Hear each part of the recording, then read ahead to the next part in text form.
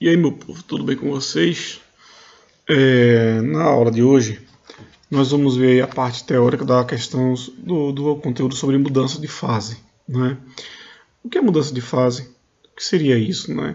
Então, assim, para a gente analisar, a gente sabe que a matéria, todo material, ele passa por três estados de agregação, né, de forma natural, que são o estado sólido, líquido e gasoso. Nós vamos ver um pouquinho sobre esse conteúdo, né, sobre essas mudanças de fase e relacionar com a pressão e a temperatura. A influência da pressão e da temperatura na mudança de fase desses materiais, certo? Analise essa imagem aqui que nós estamos vendo. Ela está... essa imagem está nublada, não é isso? É um local que está bem nublado. O que é essa questão da neblina, não é? Se a gente for analisar, são gotículas de água, não é? Que passou de um estado para outro, passou do estado líquido para o estado de vapor. Então tem pequenas gotículas aí. Então estuda as mudanças de fase, ela estuda as fases em que uma substância pode apresentar de acordo com as condições de pressão e temperatura a que está sendo submetida. A neblina que se observa na foto resulta da transformação do vapor d'água em gotículas de água, tá vendo? Pequenas gotículas de água. E isso aí acontece em vários locais, não é isso? Então, assim, a gente sabe que essa matéria, a gente usa água porque ela é mais abundante e é mais fácil de ser entendida para estudar a questão das temperaturas, não é? Por exemplo, eu já comentei com vocês que a água ferve a 100 graus Celsius, a pressão em condições normais de temperatura e pressão, ou seja, ao nível do mar. A temperatura média de 25, 27 graus Celsius, inicialmente, né, a temperatura ambiente. Mas aí o que acontece? A nível do mar, a pressão de 1 atm ela vai ferver a 100 graus Celsius. A cada 400 metros, em média, aí que se sobe, essa pressão vai reduzir, ou essa temperatura vai reduzir a temperatura de ebulição da água, por exemplo. Ou seja, aqui onde eu estou nesse momento, Serrolândia, a temperatura, a altitude média de 430 graus. Então o que acontece? Com essa altitude, a água vai ferver a uma temperatura menor, aproximadamente aí 99 graus Celsius, e aí vai subindo 800 metros de altitude. Vai ferver a 98, 1200 a 97. Aí, por exemplo, se a gente pegar uma panela de pressão, um outro exemplo, colocar água ali, por que o alimento cozinha mais rápido na panela de pressão? Porque devido à pressão exercida no interior dessa panela, a temperatura de ebulição da água vai para 130 graus Celsius mais ou menos, ou seja, ela fica muito mais quente antes de passar para o estado gasoso. Aí dessa forma vai cozinhar o alimento mais rápido, né? Então, assim, são algumas questões que estão até no dia a dia de vocês, que a gente pode analisar nas mudanças de fases e fazendo essa relação com a temperatura e com a pressão, ok? A gente analisar aqui essas imagens aí que nós temos aqui, ela é chamada, a gente pode dizer que é o cristal de água, né? Cristal de gelo. Quando a água ela passa do estado sólido para o do estado líquido para o sólido, ela vai criar esses cristais de água. E o que acontece? Eu já falei para vocês que a água é uma substância anômala, ou seja, quando ele passa do estado líquido para o estado sólido, devido à formação desses cristais de água, as partículas formadas vão se afastar, ou seja, ela vai ocupar um espaço maior do que quando ela estava no estado líquido, ou seja, a água, ao contrário de todos os outros materiais, quando ele passa do estado líquido para o sólido, ele expande. Então, estuda as fases de uma substância pura de acordo com as condições do tempo e da temperatura que ele pode ser submetida, como eu já falei anteriormente. Então, assim, só para a gente lembrar, nós temos aí a água, né? A água, em três fases dessa mesma substância. Claro, a gente está falando do ponto de vista macroscópico, ou seja, a gente pode ver a olho nu. Nós não estamos falando aí de uma da visão desse fenômeno aí, desse experimento, já, como se diz, de um ponto de vista microscópico, tá? Então aqui sólido, não é isso? Líquido e gasoso. Ou seja, no estado líquido e gasoso, a água, por exemplo, ela vai tomar a forma do recipiente, tá vendo? Então, já no estado sólido não, ela vai tomar a sua forma, a forma do local que ela esteja. Mas no estado líquido gasoso, como ele é um material, é um fluido, ele não vai ter uma forma própria. Ela vai depender do recipiente para a gente conseguir ver, certo?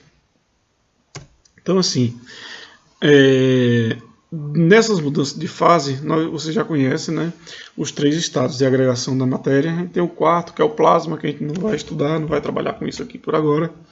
Então nós vamos ter o sólido, o líquido e o gasoso, que é também chamado de vaporoso, não é isso? Também pode ser chamado de vaporoso, que está no formato de vapor. Então, assim, quando a matéria ela está sendo transformada pelo processo de aquecimento, ela está aquecendo, a gente fala que esse processo é uma transformação endotérmica, certo? Porque ele está ganhando, as partículas estão movimentando cada vez mais, ela está aquecendo. Se ele está aquecendo, ele está recebendo energia térmica. Se ele está recebendo energia térmica, o processo é endotérmico, não é isso? Só para a gente relembrar, do sólido para o líquido, nós temos a fusão, e do líquido para o gasoso, a vaporização. E nós temos também a sublimação, que é a passagem direta do estado sólido para o estado gasoso. Já o processo inverso, o processo de resfriamento, quando esse material que está sendo analisado ele está perdendo energia térmica, ele está liberando energia térmica para o meio exterior, está resfriando no caso, nós podemos dizer que esse processo, essa transformação é exotérmica, não é? Que vai acontecer da seguinte forma: do gasoso para o líquido é chamado de condensação ou liquefação, do líquido para o sólido é chamado de solidificação, está se tornando sólido, e nós temos a possibilidade também do gasoso para o sólido, tá vendo? Chuva de granizo, como vocês já viram, ou neve em alguns locais, né, que acontece, é o processo de ressublimação ou sublimação, né? Então o que acontece? São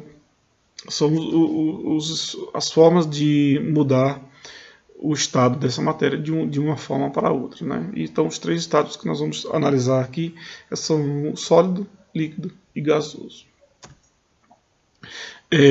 Quando o material está passando por um processo tanto de aquecimento como de resfriamento, não é? Quando ele está passando por esse processo de estar recebendo energia térmica ou liberando energia térmica, só para lembrar a questão da energia, não existe uma definição concreta, sólida, assim, energia é isso. Na realidade, a energia ela se apresenta de várias formas. Energia térmica, energia elétrica, energia sonora, energia luminosa, ela está sempre sendo transformada de uma forma para outra, não é? Então, nesse caso que a gente está analisando a energia no seu estado térmico, né? Estamos analisando termologia, o nosso conteúdo por esse tempo, toda essa unidade e mais um pouco adiante é sobre termologia. Então, assim, lembrando aqui que Q é quantidade de calor, vocês já viram, né, nos assuntos anteriores. Massa, M é massa, que também já foi visto nos assuntos anteriores. E aqui é calor latente. É o que é a novidade para vocês aqui no conteúdo de hoje, é esse calor latente. Cada material ele tem um valor específico para esse calor latente, certo? A quantidade de calor latente. Então, assim, por exemplo, nós estamos falando da água, porque, como eu falo para vocês, é o mais fácil para a gente trabalhar e para vocês entenderem esse conteúdo. Então, assim, a água, quando ela está passando pelo processo de fusão do gelo, né, fusão do gelo, quando ele está a 0 graus Celsius, o calor latente da fusão é 80 calorias por gramas. Tá vendo? Então, e quando ele estiver na solidificação, olha só, lembrando que a fusão é quando está passando do sólido para o líquido, então é positivo 80 calorias por gramas. Já quando ele está passando pelo processo de solidificação, quando ele chega a 0 graus Celsius, o calor latente da solidificação é menos 80 calorias por gramas. Está vendo? Dividido por gramas. Então, quando ele está aquecendo, é positivo. Quando está resfriando, é negativo. Certo? Lembrando que a gente está falando a 0 graus Celsius. Considerando que estejam em condições normais de pressão. Seguindo o mesmo conceito das condições de pressão, quando a água está passando pelo processo de vaporização, o calor latente da vaporização é 540 calorias por gramas, certo? E quando está passando pelo processo de condensação, está resfriando, está vendo, o calor latente da condensação é menos 540 calorias por gramas. Então, o calor latente da fusão da água, 80 calorias por gramas. O da solidificação, menos 80 calorias por gramas. O da vaporização, 540 calorias por gramas. E da condensação, menos 540 calorias por gramas. Analise aí que a diferença, no caso do aquecimento e do resfriamento, é só o sinal de positivo, tá vendo? Quando está aquecendo é positivo, quando está esfriando é negativo. E os valores são os mesmos, tá vendo? Porque vai estar a 0 graus Celsius e a 100 graus Celsius, tá vendo? Nos dois casos, nós estamos analisando 0 e 100. Lembrando que um está aquecendo e no outro está sendo resfriado para as duas situações, ok? O calor latente, que no caso é representado pela letra L, de uma mudança de fase, ela é a quantidade de calor que a substância cede, no caso da fusão e da vaporização aqui, por unidade de massa, por grama, durante a transformação, mantendo constante a temperatura, 0 graus Celsius e 100 graus Celsius aqui, nos casos que nós estamos analisando, ok? O gráfico, nós temos aqui, nesse gráfico a gente chama de curva de aquecimento, certo? Esse material aqui, ele estava a menos 20 graus Celsius, está vendo? Esse gelo, esse cubo de gelo aqui estava a menos 20 graus Celsius. Tá vendo? Então daqui, esse processo A, tá vendo? Que ele vai sair de menos 20 até 0, é o aquecimento do gelo. Tá vendo? De menos 20 até 0. Quando ele chega aqui, em 0, como ele está aquecendo, o calor latente aqui seria 80. Todo o espaço de B, tá vendo? Que é o ponto de fusão do gelo. Todo esse espaço de B aqui, o calor latente seria 80. Tá vendo? Aqui, ele começa a aquecer, tá vendo? Nesse espaço C aqui é o aquecimento da água que está no estado líquido já, tá vendo? Até chegar no ponto de ebulição.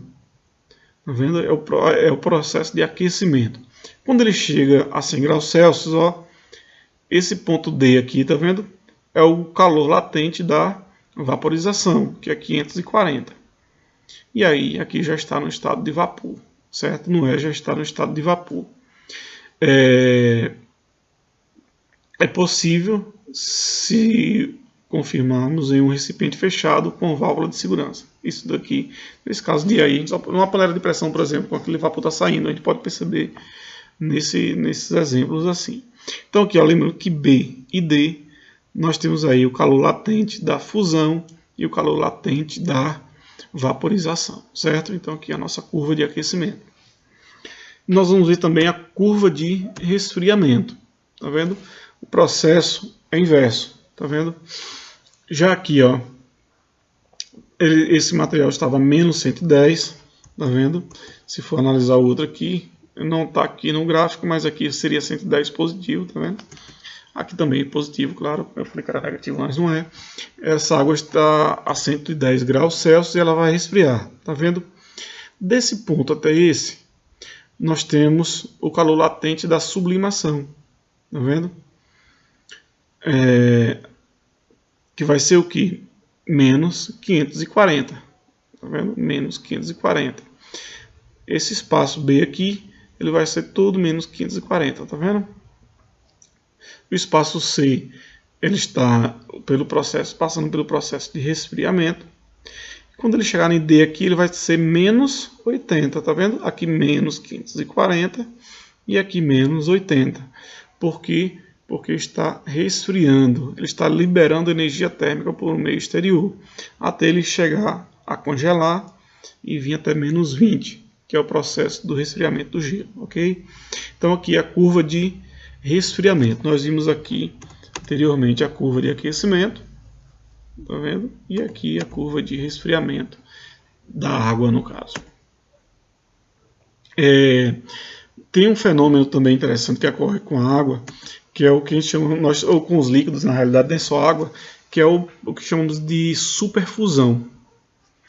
Quando o líquido resfria, é possível ocorrer um atraso na solidificação e o líquido atingir, sem mudar de fase, temperaturas inferiores à de solidificação. Esse fenômeno é denominado de superfusão ou sobrefusão. Mais comumente a gente utiliza a superfusão. O líquido em estado de superfusão ele é instável. Olha só, ele está instável. De modo que a simples agitação do sistema ou a colocação de um fragmento sólido interrompe o fenômeno, sendo a solidificação parcial total do líquido, acompanhada da elevada temperatura, de uma elevação de temperatura. O que acontece? Por exemplo, se você colocou lá na geladeira um refrigerante, né, ou a água, no freezer, perdão, não na geladeira, na parte de refrigeração lá em cima não, mas no freezer, você colocou lá um líquido, certo? Você vai lá, olha ele está no estado líquido. Aí quando você pega o choque térmico, olha só, a elevação da temperatura por causa da sua mão, vai fazer com que aquele material passe do estado líquido para o estado sólido, diretamente. Tá vendo? Por quê? Por causa desse choque térmico. É o chamado fenômeno da superfusão. Esse material ele estava lá já na temperatura de ser congelada, porém ele estava instável, ele ainda não estava congelado. Quando houve esse choque térmico, esse toque com a nossa mão, que a temperatura está muito mais quente do que a temperatura do líquido, acontece essa questão da superfusão e aquele líquido ele vai congelar, às vezes totalmente, às vezes só uma parte dele vai congelar. Tem alguns experimentos aí que vocês podem buscar aí no YouTube ou em outras redes aí. Você vê a água, por exemplo, eles colocam a água e colocam em contato com outra substância que está sólido ou mais quente, e o que acontece? Aquilo ali vai solidificando todo o restante do material. Se a gente analisar no gráfico aqui, olha só, tá vendo? De A para B, de A para E, perdão, aqui ó, o líquido já estava num ponto de congelamento, porém ele estava instável ainda. Com o toque, né, com essa mudança de temperatura, com a elevação de temperatura, ele vai acontecer essa superfusão e vai solidificar esse material totalmente ou parcialmente. Então assim, na próxima aula nós vamos ver aí alguns exercícios sobre esse conteúdo, claro, relacionando com o que nós já vimos anteriormente também, para ajudar na compreensão. Qualquer dúvida aí sobre a aula, pode perguntar lá no grupo que eu vou estar tirando as dúvidas de vocês, ok? Então, até a próxima, pessoal.